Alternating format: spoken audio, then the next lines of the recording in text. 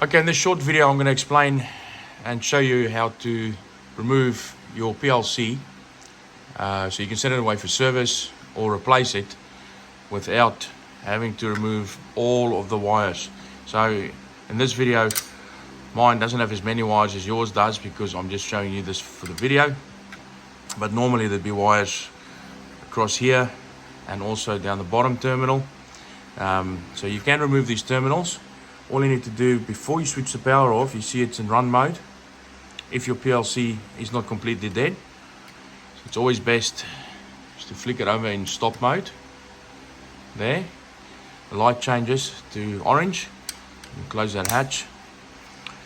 Then you can switch the power off.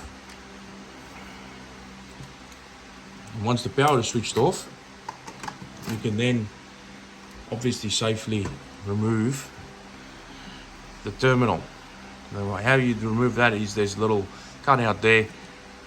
You just put your screwdriver in there, see there, and you pull back and the terminal goes out. And then the same for the bottom. Okay, the bottom one would be exactly the same.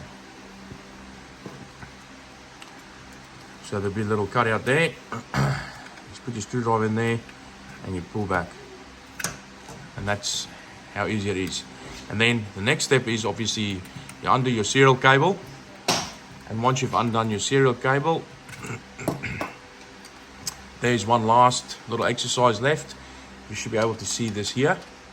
So that there needs to be pulled back as well, so you can then remove it from your DIN rail where it attaches to.